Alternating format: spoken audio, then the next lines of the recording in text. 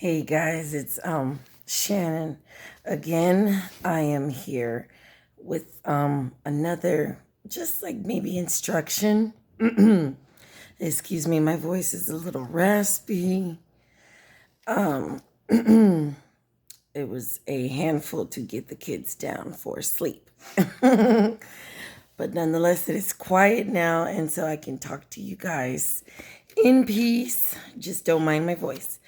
But this is in regards to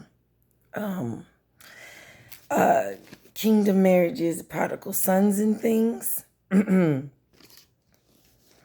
just wanted to write down a few in case anybody was wondering.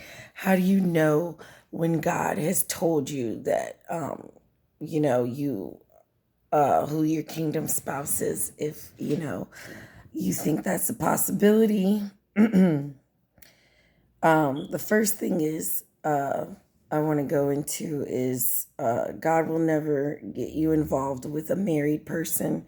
Like God's not a home wrecker. He doesn't have that home wrecker perspective or anything. So he's not going to tell you to get involved with someone who's married or who's in a relationship or something like that.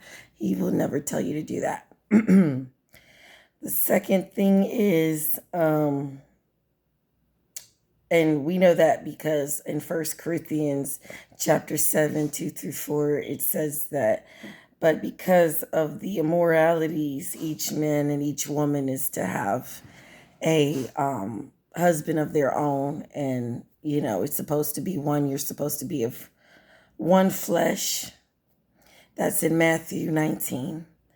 And yeah, so they should be single. They should be single at this time, the person. That's one sign. And another sign is there should be some sort of attraction. If you are not attracted to your prodigal son or your kingdom spouse, then that's a pretty good indicator that maybe that one's not for you. The next thing is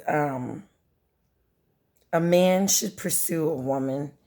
That's in Proverbs. I forgot where it was. I won't be going too much in on. I will say Bible verses and things, little excerpts, but just to mention them because the Lord wants you to seek Him out for yourself.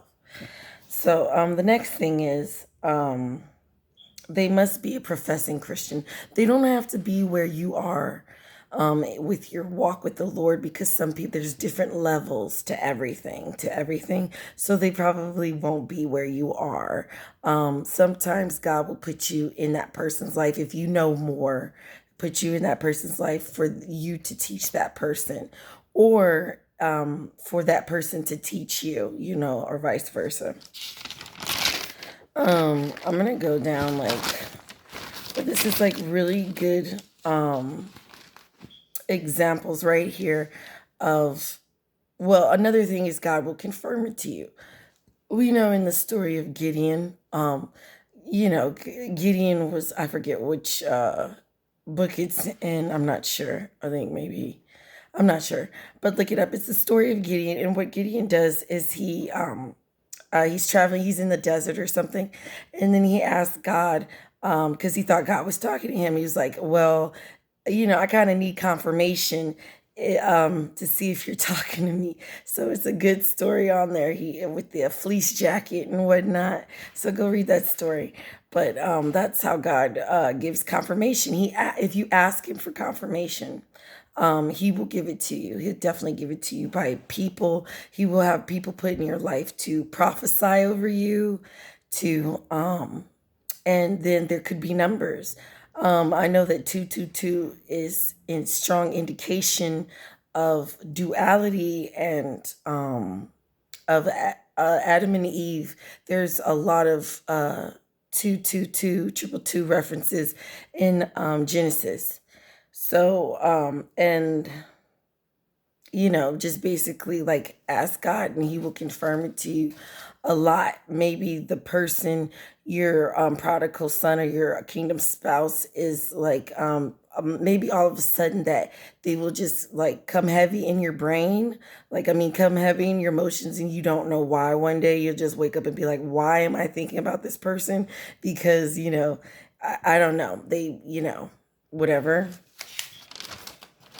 But let me see. And another good reason, another good way to tell if whether or not your kingdom spouse, whether or not that person is your kingdom spouse, the person you suspect God has told you. Another good thing is you're getting supernatural resistance of a lot. If you're getting supernatural negative resistance, that means that possibly, I don't know, due to some sort of betrayal or something that might have happened in the relationship, and the person is, may not be in the mental capacity or the emotional capacity to deal because of some sort of betrayal or something, then that's a supernatural resistance. That right there is supernatural resistance. And another example of supernatural resistance is that there could be so many good reasons for you two to be together, but there just keeps coming in pitfalls, stop after thing after thing. You yourself included, self-sabotaging and things like that. Those are all supernatural resistance and attacks. So I just wanted to share that with you guys. So that's how you know whether or not God has spoken to you, and whether or not, and one of the most important things is that if it comes to pass. But I want to touch on that because even if it doesn't come to pass with the person you think it is, I just want people to focus. God wants people to focus not on the person so much, but the promise that's attached to that, because the promise is the most important thing. And I just want to help anyone that I can, so this does not happen to anyone, so that they they can be comforted by that, because they might have been in a position where things haven't been so good. An incident might have happened or something, and like recently or not even recently, but if it has happened or something, there's some sort of incident that is causing you to separate or be apart, that this time can be used, served, not worrying about your kingdom spouse and worrying about what the plans God has for you, and asking him what his will is for you, for your life, and trying to complete that to the best of your ability. I know that this what was I gonna say? I know that this is this is a trying time, but again, if you are seeing the numbers 222, if you ask God for confirmation, if people are prophesying over your life, and your kingdom spouse is single, these are pretty strong indicators that that person you're suspecting, or the person God has told you that you are going to be with, those are pretty good indicators. Now, for some reason, if you should have added yourself a delay or something, I just want to, it's best that you don't alert your kingdom spouse. If you have, I'm not going to say that it's necessarily bad. It's just that for anyone who has in the future or anything like that, it's probably best if you don't alert them to that, or you don't tell too many people. That's very good. Because you have to, it has to come organically. It has to come naturally, and it may not be the season. I know that my soul jumps way ahead of me. I know that my soul is way ahead of me.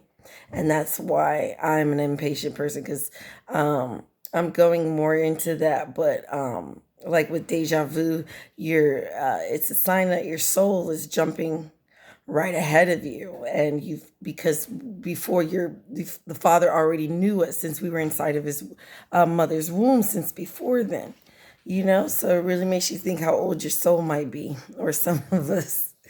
But yeah, you gotta keep your head up straight, and don't make that your main focus. Make your main focus God and the purpose that he has on your life. And I think that's pretty much it. Those are the ways. So basically, we know through confirmation whether or not that person we're supposed to be with that person, whether or not they're single, whether or not there's attraction, and whether or not that person's in the mental capability, has the mental capability to carry out the function of marriage. Now, if you're dealing with what is it called? They're called, what do they call? People who are emotionally unavailable people. Thank you. If you are dealing, thank you, Elizabeth. If you're dealing with emotionally unavailable people, this could take a very long time, or could not even happen at all. I don't want to say anything bad, but the when you're dealing with those types of people, you need to be prepared to do the long haul if that's what you want to do. But if not, you need to ask and pray to God on a clear insight onto that. I know that I'm in a season of waiting, which I hate, in a season of obedience. So those are the seasons I'm in. But I just wanted to share that, and God bless you guys, and I will talk to you later. Okay, bye.